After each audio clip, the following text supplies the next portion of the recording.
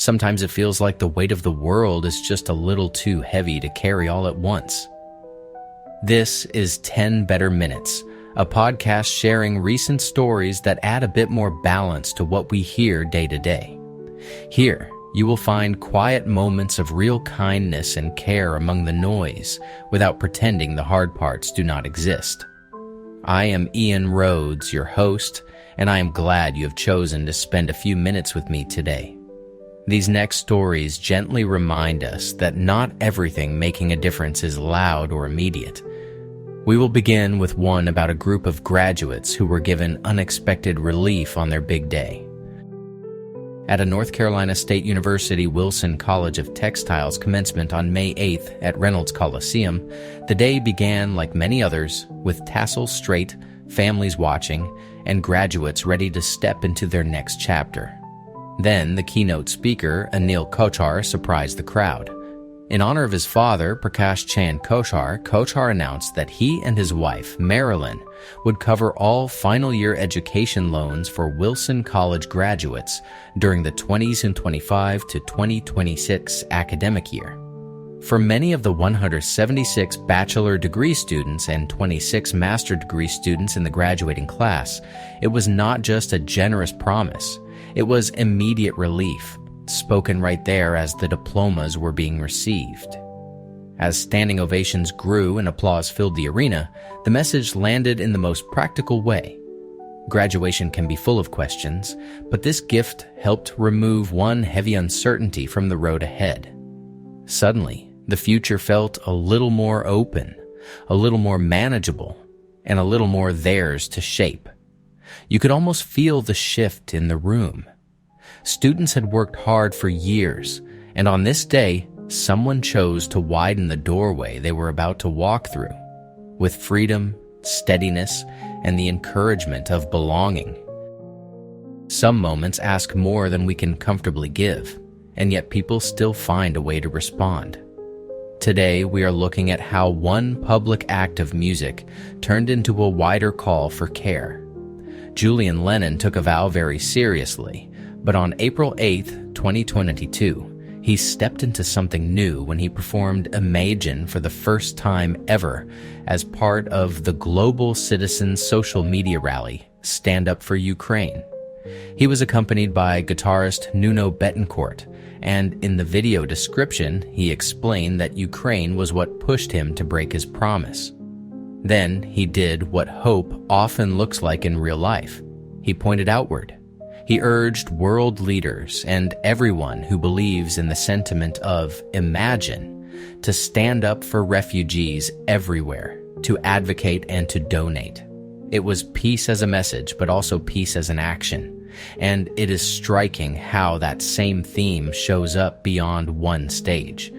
The article connects Julian's call to the White Feather Foundation, and it also notes how the foundation helped with an emergency campaign in 2023 with World Central Kitchen to feed people during the Israel-Hamas conflict.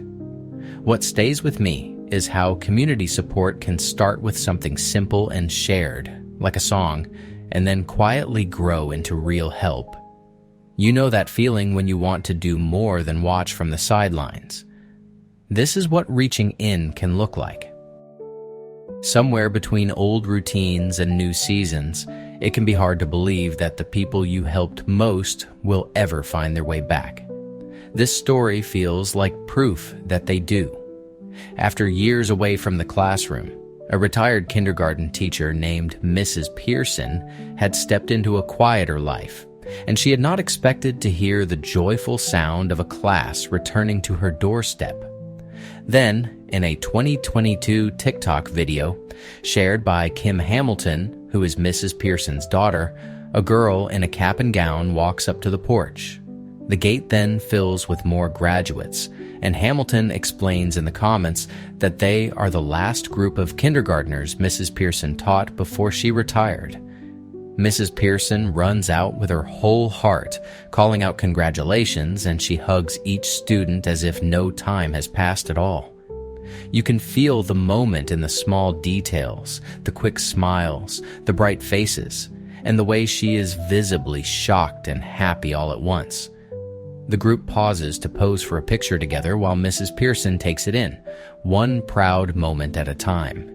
What stays with me is how gratitude can last longer than any school year. Helping someone in their earliest days matters in ways you might never see until years later when it shows up dressed in caps and gowns. When spring arrives in New England, the landscape does not just wake up, it starts moving. This year, people answered that movement with careful attention and a simple hope that animals would make it across safely. On April 14th, New England Big Night brought together more than 1,100 observers and hundreds of volunteers to watch migrating amphibians at 650 sites statewide. In Cumberland, volunteers recorded 10 species crossing on what the Chesapeake and Cumberland Land Trust describes as the first warm, wet night of spring. They counted more than 100 spring peepers, 34 wood frogs, and 18 spotted salamanders, along with 9 amphibians found dead. Even those counts mattered, because timing and routes have become harder to predict as the season shifts with climate change, and roads can turn ordinary crossings into dangerous interruptions.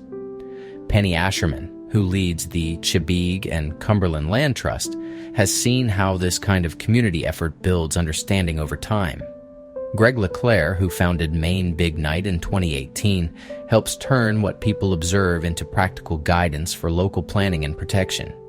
In Orono, for example, data showing 8 out of 10 amphibians were hit led to new cameras and fencing to guide animals toward an existing culvert. It is not magic. It is neighbors paying attention long enough for the right changes to happen. And that is the quiet uplift here. Hope measured in footsteps, roadside care, and better decisions informed by what the night revealed. It is easy to think the world moves on too fast to notice the good that happens within it, but today's stories are full of quiet proof. People are celebrating, rescuing, and returning with care. Sir David Attenborough turned 100, and the recognition felt both grand and personal. A major BBC tribute concert took place at London's Royal Albert Hall, with messages from the royals and tributes from around the world. Even beyond the spotlight, there was another kind of celebration happening too. NASA shared a first detailed map of an exoplanet surface using the James Webb Space Telescope to study Quackua, about 49 light-years away, as if curiosity itself were a lamp being kept lit. Then, in Queensland, a spotted-tailed quoll became a real-world symbol of persistence. Wildlife carers rescued the endangered animal after the public spotted it jumping from a truck during a journey of 600 kilometers. The driver apparently had not known it was there, and the carers stepped in to help it safely settle after the long, hidden ride. And in Missouri, Kayla McClellan returned to the same school that expelled her when she was 13. Now she mentors students there, turning early setbacks into an example of growth, reminding them that one difficult season does not have to decide the rest of their story. When we look closely, trust in people is not abstract. It looks like showing up, calling for help, and coming back wiser. As always, I have a simple, practical tip to help you reset your mind and find a little more ease in your day. When life starts to feel boxed in, stuck in the same walls, the same screens, the same thoughts, your nervous system can start to mirror that confinement. Today's tip is about inviting nature, fresh air, and gentle movement back into the picture. If you can, step outside for just a few minutes. It does not need to be a big outing. Stand near a window first if that is all you have, and take one slow breath in as you notice the air on your face. Then move your body with intention. Walk to the next room. Do a slow lap around your home. Stretch your arms overhead, roll your shoulders, and let your feet feel the floor. While you move, give your attention something real to land on. Look at one leaf, one cloud, one patch of sky. Name what you notice quietly in your mind: color, shape, temperature, even the sound of your surroundings. This is not about fixing your whole life. It is about changing the input. When your environment breathes, you can too. All right, friends, that is the end of today's 10 Better Minutes episode. I hope the bigger feeling you carry with you is simple and steady. People still choose decency. Communities still show up for one another.